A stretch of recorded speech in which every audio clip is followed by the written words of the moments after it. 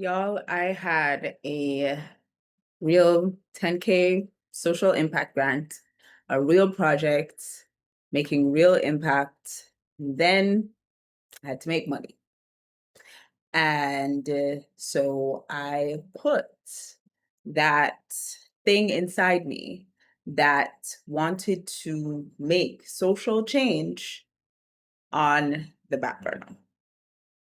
And as I have been embracing more and more other sides of myself and other aspects of life that I want to make my daily reality, like language learning, other projects that I want to create outside of my business, I am gradually realizing that I've always been this girl.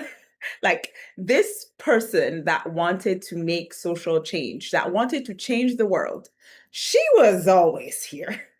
And I think it came from growing up in school. I was always told, Chelsea, with your big brain, you must just go change the world. Just go do something and change the world. I make the world a better place. That's what I was always told. Always the A+ student, always in the top performers, all throughout my school career. Like it was just assumed I was going to do big and great and meaningful things that like changed people's lives. And for a lot of my teachers, that meant being a doctor. Because if you know anything about Jamaica, you know what I'd always say, doctor, lawyer. But I wasn't sure what it meant. I just knew I wanted to do something big. And in my second year of college, I got this 10K grant and I got my first taste of really doing something big.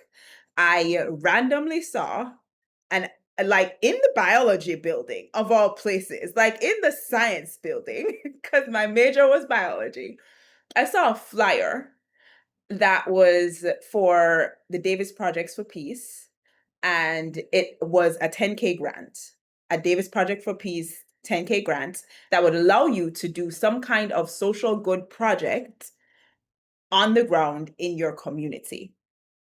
And I was like, I think I could do this. I don't really know what I would do, but I kind of think I want to do this. So I went to the first info session on a whim, y'all. Like, nobody inspired me about this. Nobody. And by this point, this thing in me around like changing the world and making the world a better place and making an impact in the world, I don't know if it was still very prominent because what I was at that point was lost in the sauce about what I wanted to do with my life because I was good at so many things, because I had so many interests. Like I was interested in modern languages. I was interested in science and biology. I was interested in geography. I was interested in literature and history. And not so much the dates of history, but like the happenings of history. I was never good with the dates.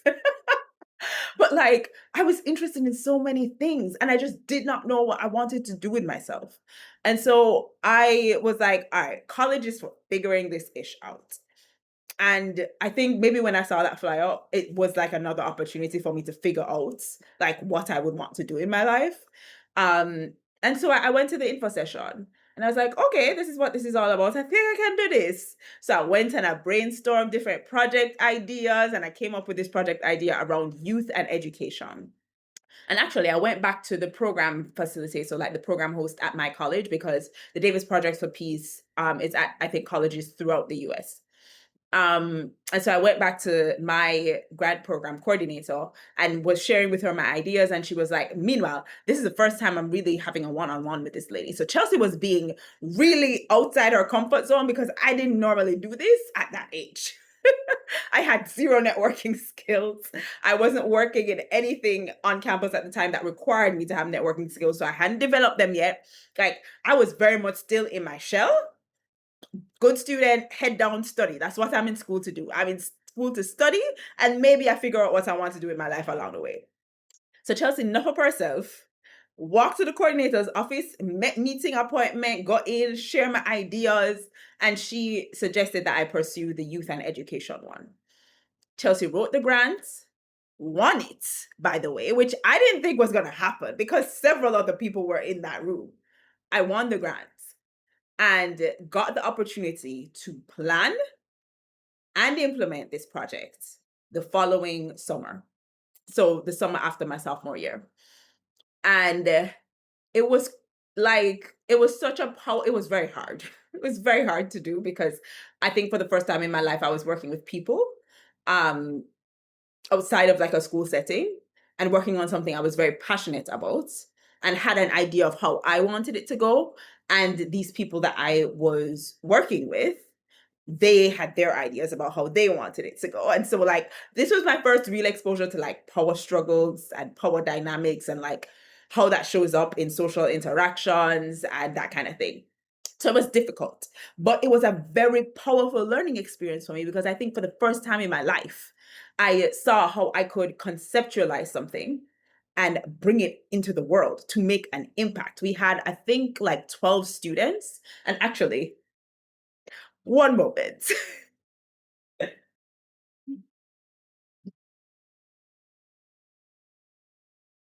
Y'all,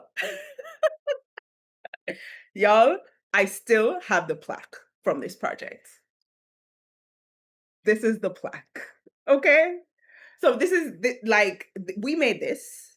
Our project made this. This is not something that the Davis Projects for Peace gave to me, but we made this plaque as a sort of, I think this is something that we gave to all of the facilitators at the time, all of the mentors, and we had how many mentees is this? 3, 6, 9. We had 10 mentees who came to us like out of a pool of applications because we opened up applications. We got different schools and students to apply, and we took in 10 and we went on all kinds of excursions. We did all kinds of activities. It was such a really educational time. I think it was for like 10 weeks or something like that. It was crazy, powerful, and hard and tiring. I was so tired, but it was so powerful for me. And it was the first time I think that I had watched myself do a very hard thing and follow through on it in such a big way. Because I was so committed to that thing. My parents were kind of against it because they saw the power plays that were going on. And I was hurt by multiple instances of those power plays. And now, don't get me wrong, I made mistakes too. I was a young one. I didn't know. These people were older than me. They knew. And it didn't go well. But suffice it to say, like this was a really powerful moment of watching myself create social change in the lives of these children, these kids at the time, and watching myself follow through on doing something difficult to make an impact in the world. And I think I had always been that girl. And the reason why I say that is because not only were my teachers like saying it to me, it was also being reinforced in like what I was reading. Because I was reading fantasy and sci-fi books from I was young. And I I made another video on this channel about how I read out the entire junior library at one point. And I in those like those books, the chosen one trope who changed the world was it. Like, I mean, it was overdone. It was so overdone. But I think that was the stuff of my childhood. Like you see a problem and you step up to solve it. And you do everything that you can to make a difference in the lives of your country, your community, the world. Right? Worse, we had Mulan. Baby, come on. Mulan is like the archetype of the girl who steps in and does something about it and takes action to take care of her people.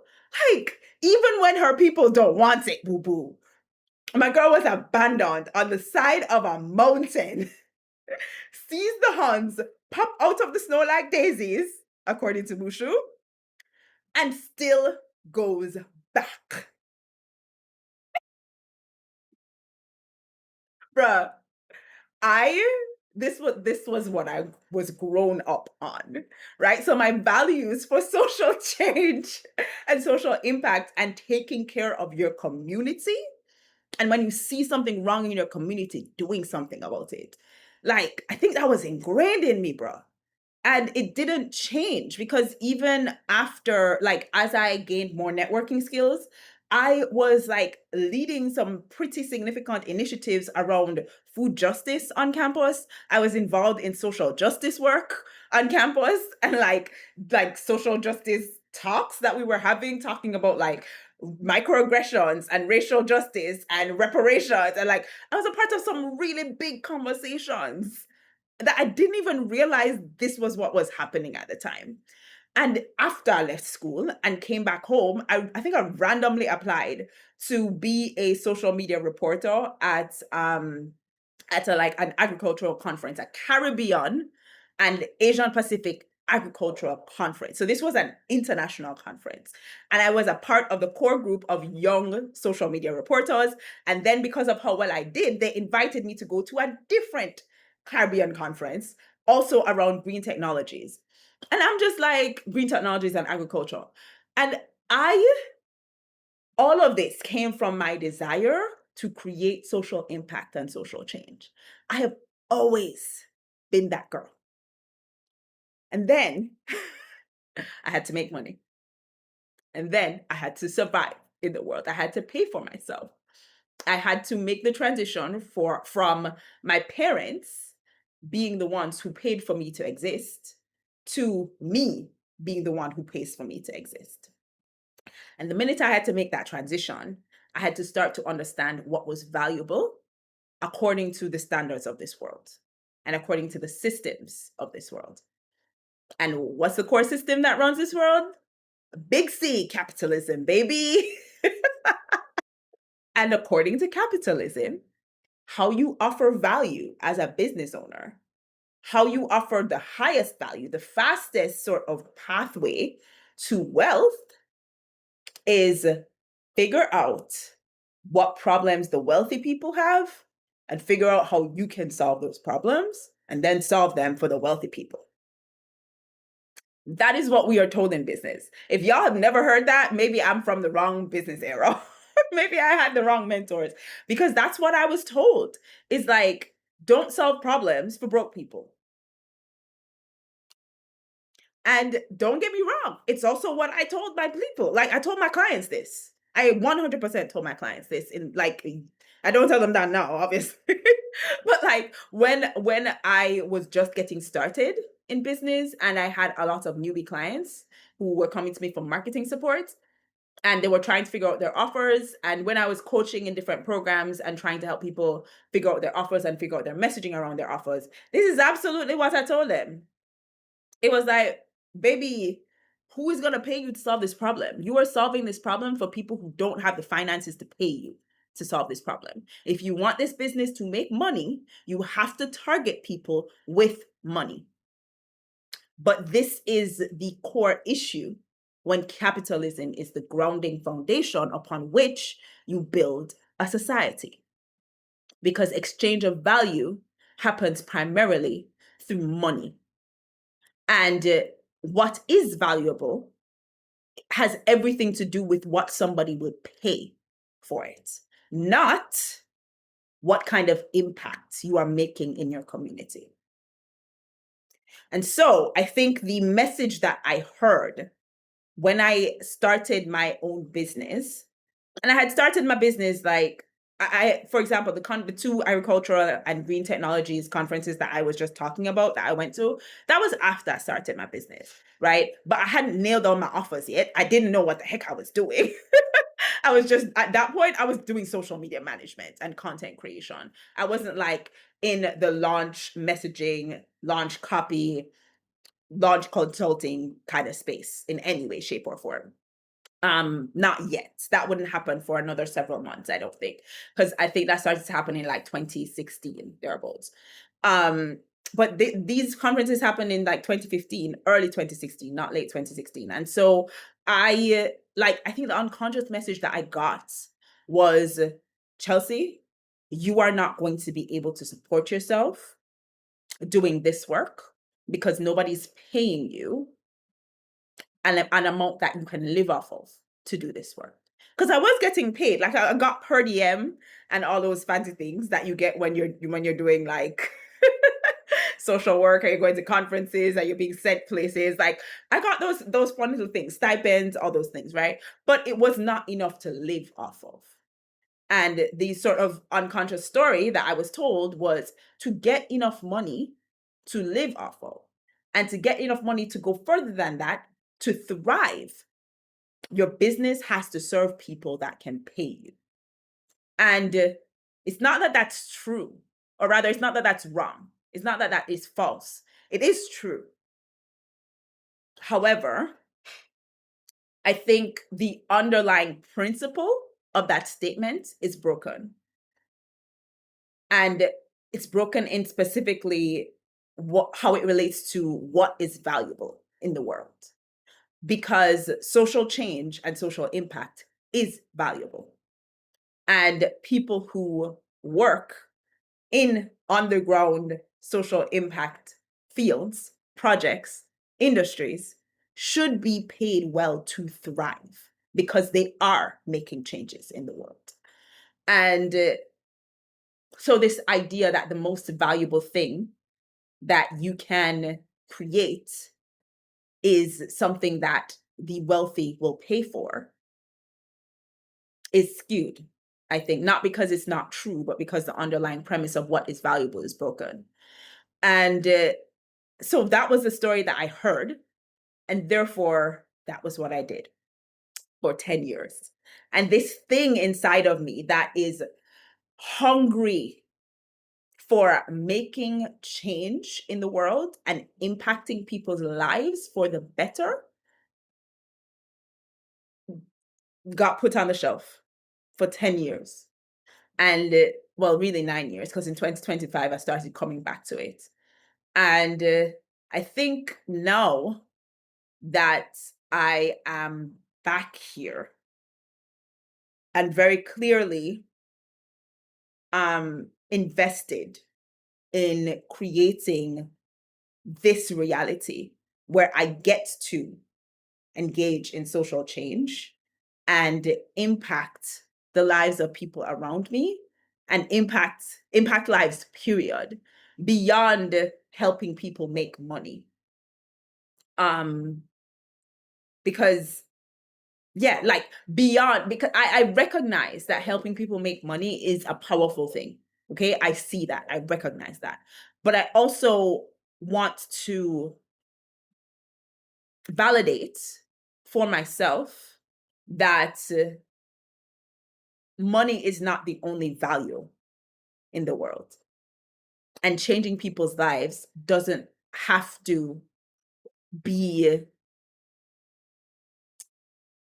that kind of value is not monetary, right? It is helped by money, but it is not a monetary value. And I don't have all the words to like describe it. I should probably do some research into what like scholars and academics have described this as.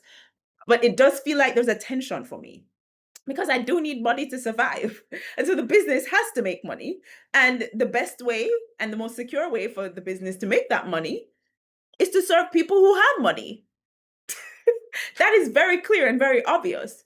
But that is not the kind of value that I want to confine myself to creating. And as a matter of fact, it's the kind of value that I want to spend the least time and energy creating in the world. I don't want to spend the majority of my time helping people make money. I don't want to spend the majority of my energy helping people make money. I have so many other things that I want to be doing. And I think that I am now in a position where I get to return to that version of myself that is like so fired up about things like this stuff. Like this, yes. It was so hard, y'all. It was so hard.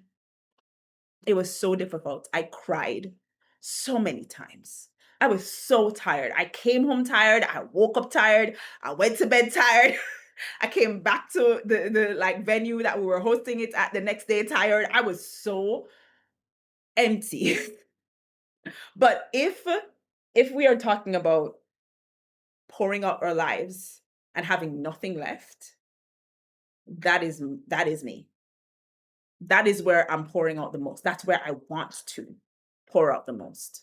Like I am so convicted about making a better, like equipping our kids for their future. So youth education, AI, like I'm so fired up about that stuff. I'm fired up about supporting teen moms. And I'm fired up about like creating avenues to make civic engagement easier and more accessible to all of us, but especially to those of us who are stepping into eras of life where we are more resourced than we have ever been before, and we have more money and we have more time to consider things beyond just survival.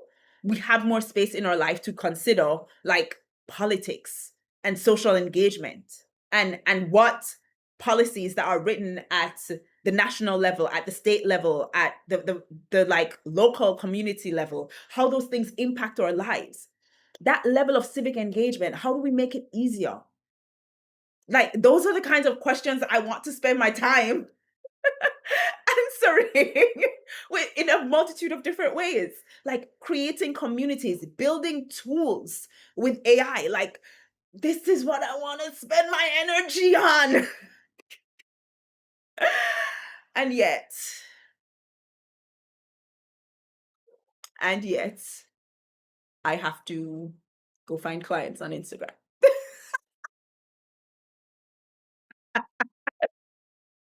I have to market my business. I'm laughing. I'm laughing because I think I'm so infuriated and also kind of like resigned to the reality and just knowing that this is the messy middle. This is the time where I figure out and answer questions like what business model, what offers, what systems, what price points, what ideal clients will help me, and just in general, what ecosystem in my business will give me back my time and my energy and financial resources to thrive while offering value in a completely different way, offering value way beyond the money that I can help people make. Because I've helped people make millions, right? I've helped people make millions.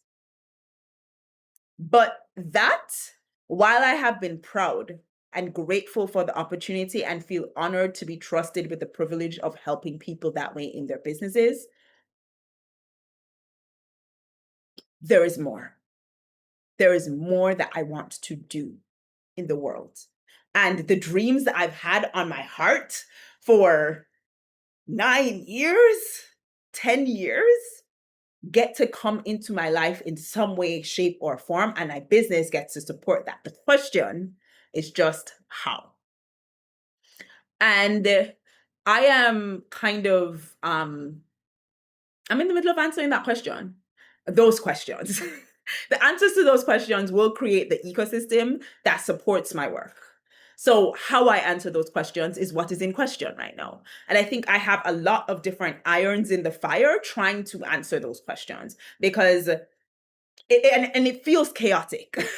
So, messy middle is an appropriate phrase because I am selling something to my email list different from what I'm selling on Instagram, different from what I talk about here on YouTube, and different from what, like, I have a whole other social media profile where I practice French just because I can. And who knows if that will turn into like a paid community of some kind.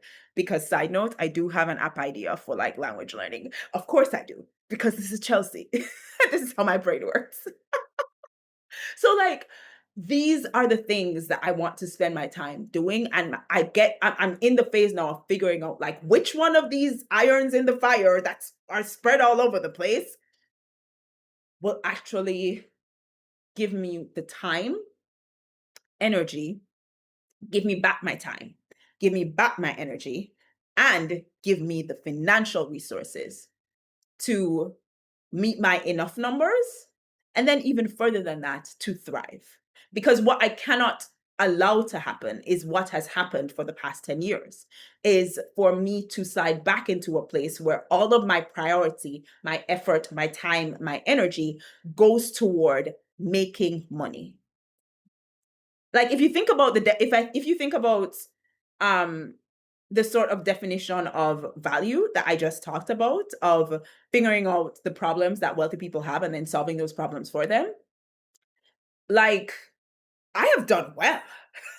That is all I have done for the last 10 years in business. You all gave me that assignment. And when I say you all, I mean the online education and business industry.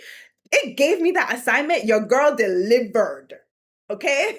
I served every single time. People have made millions because of the work that I have done in the back end of their business. I understood the assignment, I delivered. Now it's time to move past that. And I cannot afford for my business to take my time and my effort away from the things that I now want to do in the world. It needs to give those two things back to me. But it also needs to support my financial survival and pay for me to live, pay for my existence, because as I've said in another video, once you become an adult, that becomes your job. It's like figuring out how to pay for your existence. Okay. That's all you do. Because before you were a child and somebody else paid for your existence. Now it's your responsibility, even though you didn't ask to be here. But, anyways, we digress. My point being, my business needs to at first pay for my basic existence. And then it needs to pay for me to financially thrive. And so the question is, what ecosystem of business will do that? What business model will do that? Will it be YouTube? Will it be an app? Will it be a digital product? Will it be like, what will that look like? What price point? What audience? What problem am I solving? Shippa. Shippa. May I have to figure it out. What is figure it out in French? Sorry, not me like getting completely distracted. Once my brain switches to French, now I have to translate everything. But seriously, y'all, like these are the questions I'm asking now. And it's kind of, there is a sad piece to this. There's a grief to this because I've spent 10 years building this business and I have mastered my craft. Not to say there's not always something to learn, because there absolutely is. But I have done extremely well in the skills I've acquired and the way that I've supported people. And not only that, not only my portfolio of work and the history that I've built in this business, but also the fact that my business has never reached the point where I have felt really confident in its ability to consistently sustain me financially. I have definitely had some great years and I've had some bad ones. And the fluctuation has been wild. It's never been stable. It's never been consistently growing. It's always up and down. And clients have come, clients have gone, clients have made damn money working with me. And that still leaves me in this position with this business that has sustained kind of ish, but not really. Like there are still milestones that I would have wanted to hit in this business. And maybe I still get the opportunity to hit those milestones. Like, I don't know. I'm not sure. It could absolutely be the thing that I'm selling to my email list that funds my life. It could be that. I don't know. And that's why it's the messy middle. It's like I have to follow through and try several things and test and see what people respond to and test again. And I follow somebody who, she posted this on her stories yesterday, her Instagram stories, and I was like, yes, girl, you're right. And this is something that I preach, but I didn't like fully internalize for this messy middle that I am in. Like, this is the job now. This is literally my role. In the messy middle, my job is to innovate, test, analyze, and retest. It's like that iteration cycle of like create something, test the idea, validate or not validate it. If it's validated, run with it. If it's not validated, go back to the drawing board. and tweak something and test again, or innovate again completely and test again. Like that is the job right now. Is like a master tester, maths iteration master, to figure out like what is it that will help me get to a stable place of financial like enough that will give me back my time and energy in the business. So I'm not spending 80, 60, even 40% of my day on my business. Y'all, I want to spend 10 to 20% of my day. 20% is too much. 10 to 15% of my day on my business. That's what I want. And the rest of my day on all the fun projects that have been brewing in my heart for 10 years. That's what I want. And so, yes, there is absolutely a grief of like, my business hasn't hit certain milestones. And if I were comparing, which I have in the past, which I still do from time to time, I would say that I am supposed to be where a lot of my clients are already, where a lot of my coaches are. I should be there. I'm not. And I kind of know why. I know the big reasons why. But I am also very clear that even though it kind of sucks, I can't fall. It kind of sucks that I may not, because I don't know yet. I'm anticipating the pain already. This isn't like a definitive reality just yet. Because I don't have an answer for like what will give me that enough number yet. If, for example, my YouTube channel takes off and starts to pay me to the point where it's that enough number, then I know my business in its current iteration is not it. And at that point, there will be this pain. So I'm anticipating the pain and saying that it's sad that I may not get to work on the business to the point where it will check those milestones. It will reach a point where I feel like all my years of work are equivalent to the financial stability and profit, consistent profit in my business. So that sucks.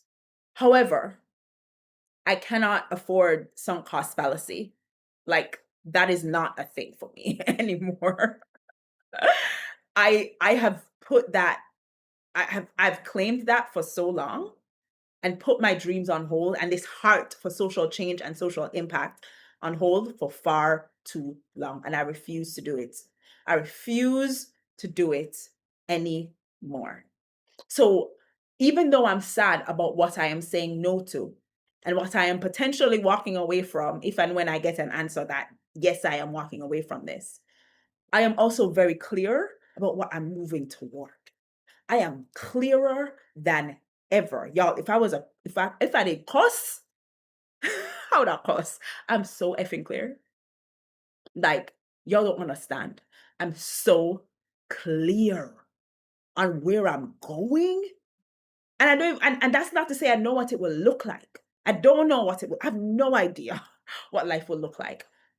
But I'm so clear on the things that I want to create. And I actually have first steps to creating those things. And those things can happen this year. There is no way that your girl is going to sit down or turn around and come back to this business if it's not giving me what I need to support that, because that is my new priority. Now, that doesn't mean I don't have to live in the meantime, thanks to capitalism. Still have to pay for my existence. So that's why I'm still posting on Instagram.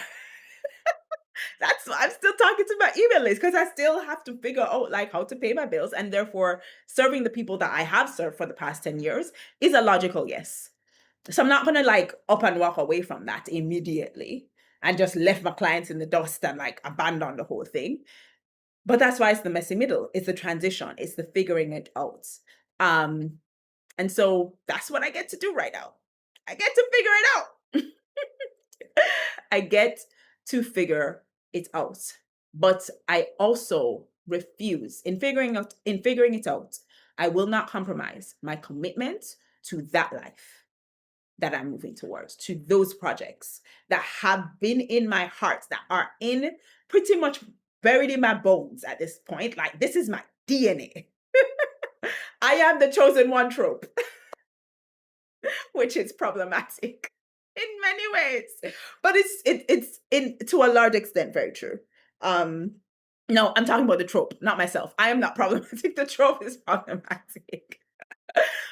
But that desire to make change is embedded in me, and I will not let it sit quietly in a corner of my heart for any longer.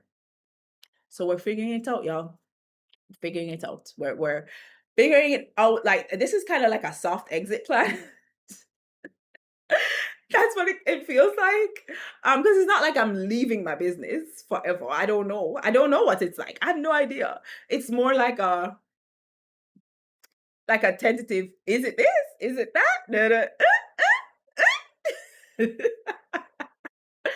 and so that's why it's a soft exit, because it's a lot. It's a very tentative kind of process, a very testing kind of like seeing what it is.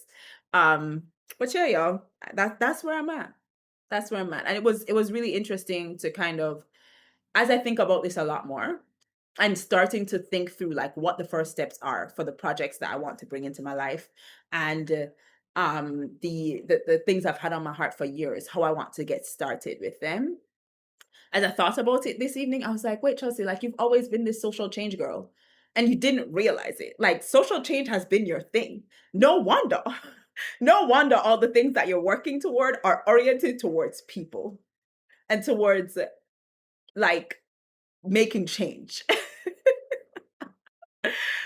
Like, that's what I want to spend my time talking about. Those are the conversations I want to have. As much as I love talking about marketing and making money and fixing your email list and Claude and messaging and copy, I would rather talk about how we equip youth in the age of AI, how we educate them and give them life skills for working with people, conflict resolution, healthy relationships, emotional intelligence, how we as people with more power coming into more wealth than maybe our entire families have ever seen, how we advocate for political change, and how do we like build tools that create access for ourselves to create political change, like get us information faster, clearer, that enable us to make decisions about like who we're supporting, how we're voting, how we're advocating, how we're like writing letters to our representatives. Like those are the conversations I want to have. And that's where we're going. All right, I've rambled long enough. I am curious, if you are a business owner, how do you feel about your business right now in terms of what it's enabling you to do in the world? Is it fulfilling you, or are there some things that you have put on the back burner in favor of prioritizing your business? Is there a scenario where you are now shifting priorities and therefore in the messy middle, and what does that look like? Please sound off in the comments below. I would love to hear from you and hear your stories. Feel free to DM me on Instagram as well. And like I mentioned in this video, I am still working with people. So if launch messaging, if an evergreen funnel, if marketing, if you're launching a digital offer, feel free to click the link in the description box below to work with me and see like how we can work together. Or you can always DM me if you have questions about that as well. All right, y'all. Thank you so much for joining me for today's video. I will see you in the next one. Take care.